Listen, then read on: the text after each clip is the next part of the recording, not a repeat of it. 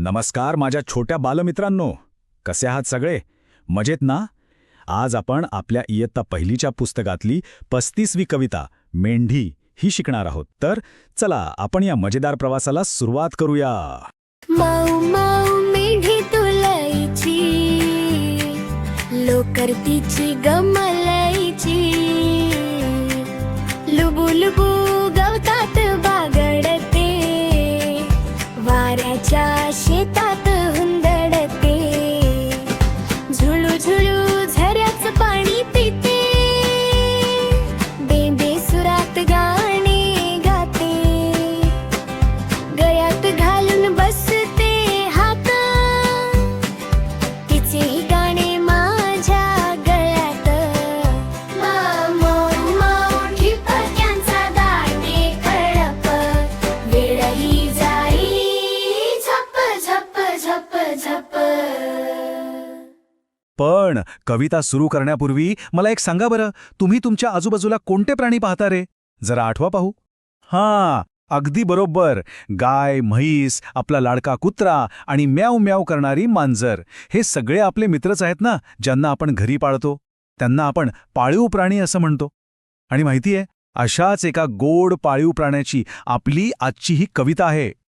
आता समोरचं हे सुंदर चित्र पहा बरं, किती छान दृश्य आहे ना. इथे बघा, लांबवर पसरलेले हिरवेगार डोंगर आहेत, तिथून एक सुंदर धबधबा असा खळाळत खाली येतोय. आणि तिथे कोण आहे पहा, एक गुराखी दादा आपल्या हातात काठी घेऊन उभा आहे आणि त्याच्या आजूबाजूला पांढऱ्या शुभ्र गोंडस अशा मेंढ्या हिरवे हिरवे गवत खात आहेत. याच मेंढीची गंमत आपण आता कवितेतून पाहणार आहोत. चला तर मग आपण कवितेच्या पहिल्या ओळी गाऊया. तुम्ही सुद्धा माझ्यासोबत गुणगुणा हा. मऊ मऊ मेंढी दुलईची, लोकर तिची गम मलईची. आहा, किती छान नाद आहे ना या शब्दांमध्ये. आता ना तुम्हाला नक्कीच प्रश्न पडला असेल की दुलई आणि मलई म्हणजे नेमकं काय? तर मित्रांनो, थंडीच्या दिवसात आपण जे उबदार मऊ मऊ पांघरून अंगावर घेतो ना, त्याला दुलई म्हणतात. आणि दुधावर जी मऊ पांढरी शुभ्र साय येते ना, तिला मलई म्हणतात. म्हणजे कवीला असं सांगायचंय की या मेंढीच्या अंगावरची जी लोकर आहे ना, ती अगदी त्या मऊ दुलईसारखी आणि दुधावरच्या पांढऱ्या मलईसारखी मऊशार आहे. चला आता पुढच्या ओळी पाहूया. लुबू लुबू गवतात बागडते, वाऱ्याच्या शेतात हुंदडते. खरंच हे शब्द ऐकायला किती मजा येते ना. माहितीये, या ओळींमधून आपल्याला काय समजतं?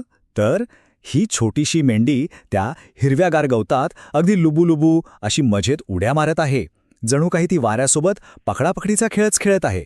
आणि त्या मोकळ्या रानात अगदी आनंदाने हुंदडत आहे, धावत आहे. मग एवढं सगळं खेळून मेंढी दमल्यावर काय करते ते पाहूया बरं. जुळूजुळू झऱ्याचं पाणी पिते, बेंग बेंग सुरात गाणे गाते. म्हणजेच डोंगरावरून जो झरा असा झुळूझुळू मधुर आवाज करत वाहतोय ना, त्या झऱ्याचं थंडगार गोड पाणी आपली ही मेंढी पिते. आणि पाणी पिऊन झाल्यावर ती आनंदाने बेबे बेबे असा आवाज काढते. बरं, तुम्हाला एक गंमत माहितीये का? प्रत्येक मेंढीचा हा बे आवाज ना थोडा वेगळा असतो. जसा आपला प्रत्येकाचा आवाज वेगळा असतो तसाच जणू काही ती तिच्याच सुरात एक छानसं गाणंच गात आहे. आता या पुढच्या ओळी खूपच गोड आहेत बरं का, अगदी लक्ष देऊन ऐका. गळ्यात घालून बसते हात, तिचेही गाणे माझ्या गळ्यात. कवितेतली ती जी छोटी मुलगी आहे ना, ती सांगत आहे की ही मेंढी आता तिची खूप छान मैत्रीण झाली आहे. ती अगदी प्रेमाने त्या मेंढीच्या गळ्यात हात घालून बसते आणि जेव्हा मेंढी बॅम गाते ना, तेव्हा ही मुलगीसुद्धा तिच्यासोबत अगदी त्याच सुरात गाणे गाऊ लागते. पहा ना, दोघींची किती घट्ट आणि गोड मैत्री झाली आहे. आणि आता कवितेच्या एकदम शेवटच्या ओळी. मऊ मऊ ठिपक्यांचा दाटे कळप, वेळही जाई झप झप झप. बघा मित्रांनो, जेव्हा खूप साऱ्या पांढऱ्या शुभ्र मेंढ्या अशा एकत्र डोंगरावर चरत असतात ना, तेव्हा लांबून असं वाटतं की जणू या हिरव्या रंगावर कोणीतरी मऊ मऊ पांढरे ठिपकेच काढले आहेत.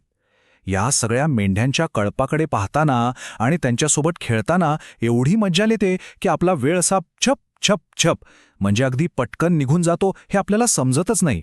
तर माझ्या बालमित्रांनो, हे इतकी सुंदर आणि गोड कविता ज्यांनी आपल्यासाठी लिहिली आहे ना, त्या कवींचे नाव आहे प्रवीण दवणे. आपण सगळ्यांनी त्यांचे खूप खूप आभार मानले पाहिजेत, कारण त्यांनी आपल्याला या मेंढीची इतकी छान ओळख करून दिली आहे.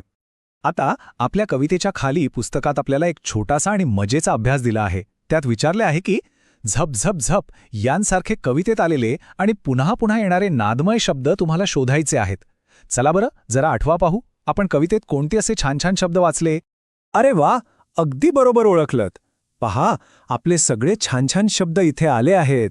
आता तुम्ही माझ्यासोबत ते मोठ्याने वाचायचे आहेत बरं का. सांगा, मेंढी कशी आहे? मऊ मऊ. ती कशी चालते? लुबू लुबू. झऱ्याचं पाणी कसे वाहते? झुळू झुळू. बरं, मेंढी कसे गाते?